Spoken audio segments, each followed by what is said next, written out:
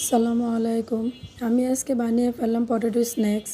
এটা অবশ্য আপনারা সন্ধ্যায় নাস্তা হিসেবে খেতে পারবেন। খুব সহজ একটা রেসিপি, যা বানাতে বেশিক্ষণ সময় লাগে না, সর্বোচ্চ আধা ঘন্টা লাগে। এই জন্য আমি হাফ কাপ পরিমাণ ময়দা নিয়ে নিয়েছি এবং এতে হাফ চা চামচ লবণ দিয়ে দিয়েছি এবং পরিমাণ মতো পানি নিয়ে আমি একটা ডো তৈরি করব।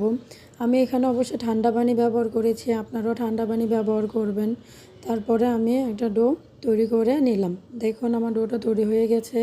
তারপরে এটাকে আমি 10 থেকে 20 মিনিটের জন্য আলাদা করে ঢেকে রেখে দিব, যেন কোনো বাতাস না ঢোকে।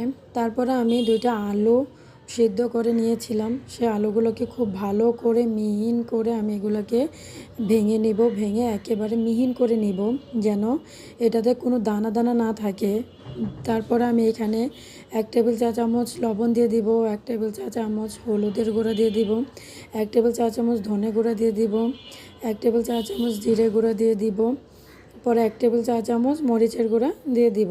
তারপরে কর্নফ্লাওয়ার দিয়ে দিব আমি 1.5 চা চামচ এখানে। তারপরে আমি এখানে দিয়ে দিব চাট মশলাগুলো দিয়ে আমি ভালো করে এগুলোকে মিশিয়ে নিব। মিশিয়ে আমি একটু একপাশে রেখে দিব। তারপরে আমি যে ডোটা তৈরি করেছিলাম, সেই ডোটা আমার রেডি হয়ে গেছে। 10-20 মিনিট পরে আমি এটাকে এভাবে একটা রুটি বানিয়ে নিয়েছি। রুটি বানিয়ে এই আলুটা আমি উপরে খুব সুন্দরভাবে মিশিয়ে দিয়ে দিব, যেন কোনো দিক দিয়ে খালি না থাকে, একেবারে পরিপূর্ণভাবে দিয়ে দিব। তারপরে আমি আরেকটা রুটি বানিয়ে উপর দিয়ে এটাকে দিয়ে তারপরে ঘুরে দিব। ঘুরে এমনভাবে ঘুরবো যেন এটাকে আমি আবার বেলুন দিয়ে বেলতে গেলে কোনোভাবে আলুটা বের হয়ে না যায়। তারপরে আমি আবার বেলুন দিয়ে এটাকে একটু বেলে নিব সমান হওয়ার জন্য।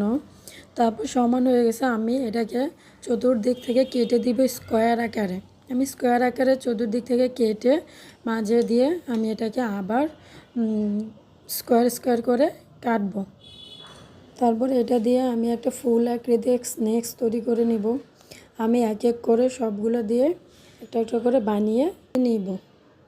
তারপর সবগুলো আমার বানানো হয়ে গেলে আমি এটাকে একটা ফ্রাই প্যানে ফুটন্ত তেলে এক এক করে ছেড়ে দিব। দেওয়ার পরে আমি কিছুক্ষণ এগুলোকে ভাজতে থাকবো। কিছুক্ষণ ভেজে নেওয়ার পরে দেখুন আমার এগুলার কালার কত সুন্দর এসেছে। বেশিক্ষণ ভাজা যাবে না, লো আঁচে ভাজতে হবে, তা না হলে আলুটা পুড়ে যাবে। তারপর আমি এটাকে উঠিয়ে একটা পাত্রে রেখে দিব। এখন আমার একটা সস বানানোর পালা। আমি টমেটো সস খুব পছন্দ করি, কিন্তু ঝাল আমার খুব পছন্দ, এই জন্য আমি টমেটো সসের সাথে চিলি সসও দিয়ে দিয়েছি। আপনারা চাইলে শুধু টমেটো সস দিয়েই এটাকে পরিবেশন করতে পারবেন। আমার যেহেতু ঝাল পছন্দ, তাই আমি এটার সাথে চিলি সসও ব্যবহার করেছি। আপনারা চাইলে এটা প্রতিদিন সন্ধ্যায় স্ন্যাক্স হিসেবে খেতে পারবেন। আমার খুব পছন্দ হয়েছিল, তাই আমি বানিয়ে দেখালাম। আমি এই প্রথমবার বানিয়েছি, যাই হোক ভালো ছিল খেতে। যাক, আমার ভিডিওতে লাইক, কমেন্ট, শেয়ার করবেন। আল্লাহ হাফেজ, ভালো।